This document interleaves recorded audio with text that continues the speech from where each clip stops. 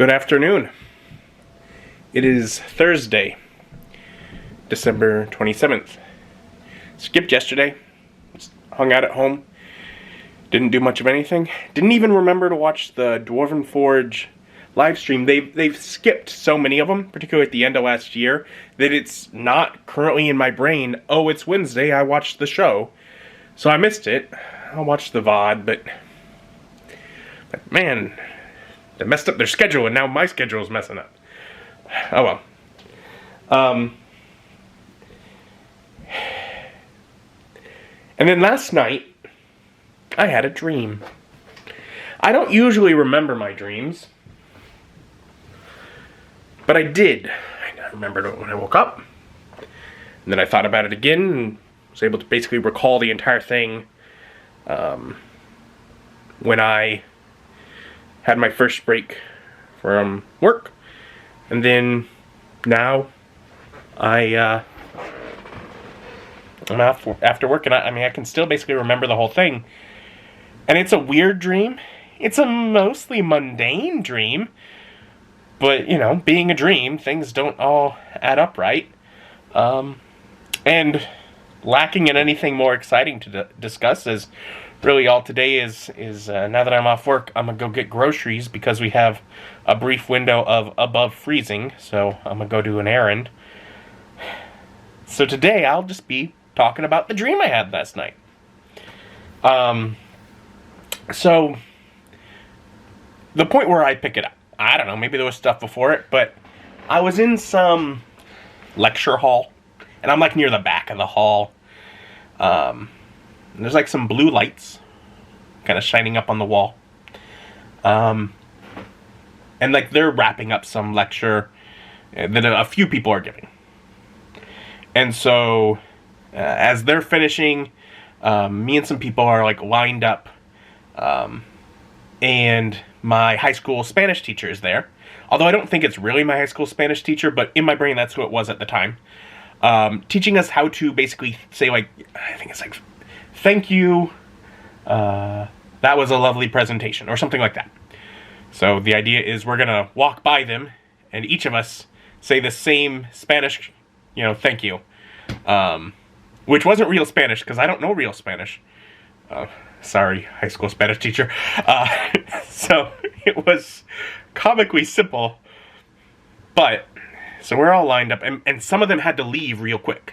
So we didn't get to go. So they all go out, and the entrance is like behind us, or the exit's behind us. But one of them is like just sort of, he has to do something else in the back of the room, so he's doing it. So like, we'll thank him as we go. So instead of me being at the very back of the line, all of a sudden I am the first person in line to say thank you, whatever, in Spanish, and I can't. And I just walk by, and in English, I like bow my head, I say thank you, and I just like run off and up the stairs because I failed at the simple task that I was given. And then up the stairs, I find myself at some sort of like social gathering at John from church's house, the guy that I do the Bible studies with monthly, although not really his house because it was laid out completely different, but in my brain that's where it was, and talked to him briefly, and I guess somehow as we were coming up from the lecture hall, there was how we got dirty. We needed to use a washing machine, so he was like, yeah, I got one both upstairs and downstairs, which was odd. In the dream, I'm just like, it's odd because why do you have more, two washing machines? Especially as I'm looking at one in front of me during this point. I didn't have to travel to it. So there's also one on the ground floor. So apparently he's got three. But it's also odd because he doesn't have an upstairs. And in the dream, the downstairs was a lecture hall, which isn't where a washing machine goes. But anyways, I put something in the washing machine, as did other random person next to me that was from the lecture hall. I don't know. And then, at some point, I go into, like, the side room, and I sit down with my brother, Kyle. He's there. Great. And we're talking about some upcoming role-playing game. And I'm, like, texting with Ethan, who's out with Mom, getting ready for something, I don't know. Although I will. And he's saying that With Kyle's character, he needs some hay to go with the robe that it wears, and I think maybe Kyle was going to cosplay it, which doesn't seem right. But Kyle was saying, and I was agreeing, like, you know, a bale of hay is kind of messy. Let's say no to the hay. But Ethan thought that was for the best. But we didn't have to make the decision right away because we weren't going to play until after we got home from Disney, which they were, you know, my mom and Ethan were out getting ready for that, and me and my brother were going to go. I was like, oh yeah, let's look at the clock. Oh, I mean, it's kind of getting late. I mean, you know, shouldn't we be going for the airport? And my brother wasn't worried, and he's a punctual guy, so I was like, okay, well then I won't be worried. But I better leave and go pack. So I started heading out, and Audrey was next to the door, I think sewing something. Audrey is John's wife. So I said goodbye to her and, you know, went out the door, and I was walking towards my car parked on the street. And then I somehow ended up in a bus.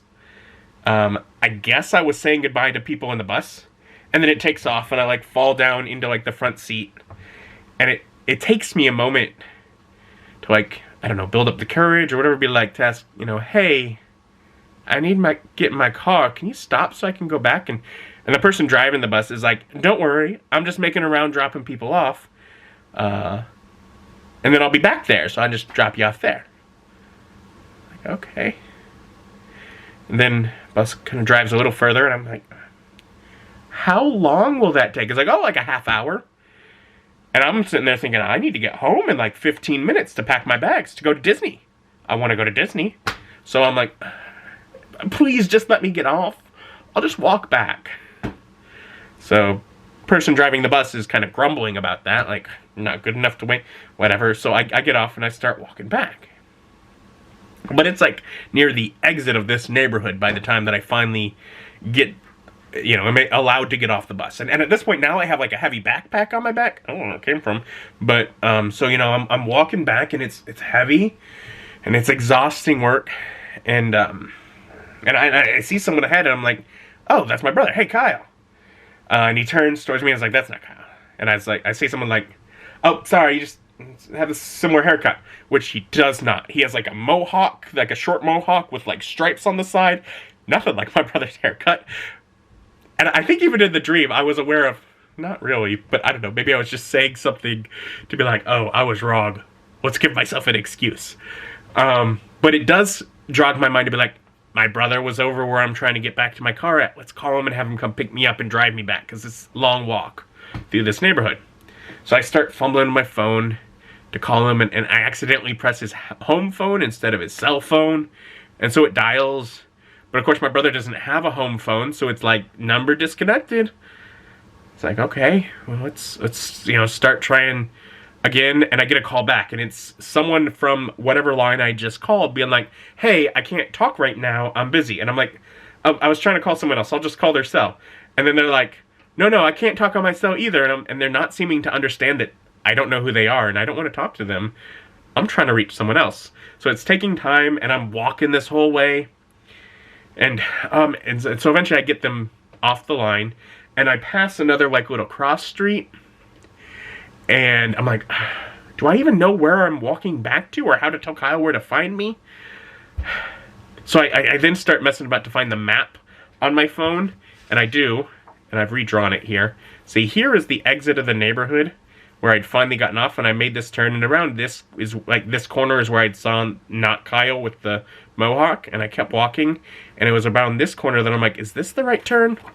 To which the actual right turn is at the end, and I have to get way down here to this end of the street. That's apparently where my car is. I'm like, oh no, it's a lot of walk. But I noticed, like, I could walk here and cut through someone's yard, and it's a lot closer, but I can't do that. That's wrong.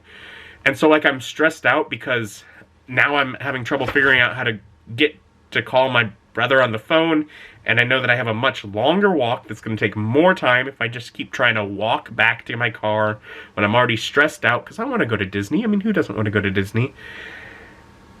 So I'm all stressed out about that, and I'm like, if I wasn't so socially hung up on the fact that it's not very nice to walk through somebody's yard, I could have a lot shorter trip and get back a lot sooner, but I can't do it.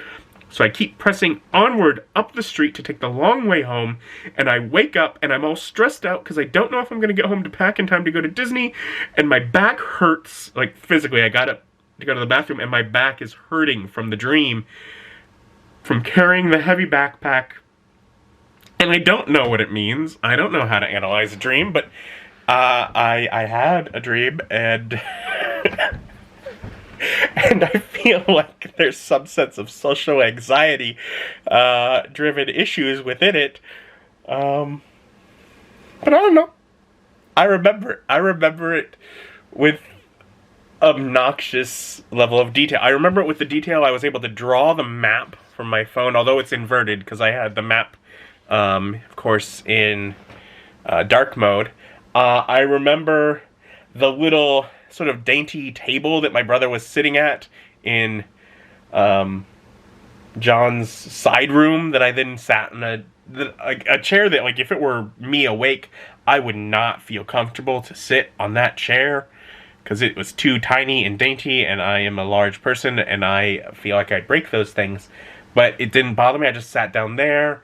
I remember just weird level of detail in this dream, which is not something that I ever do. I go months and months without remembering a dream in the slightest. And I've been up for 10 hours, and I can just recite the dream. I don't know. I don't know why it stuck in my mind or what, but it was weird. But yeah, so that was, the adventure I went on while sleeping last night. So like I said, at this point, I'm going to just go pick up groceries because it's above freezing. And I don't like going outside of the door when it is freezing. And otherwise probably watch that Dwarven Forge VOD that I missed the live stream of yesterday. Not much else going on for me today, so I figure my dream from last night was the most exciting thing I could discuss. Thank you for joining me, and join me as my journey continues. Bye.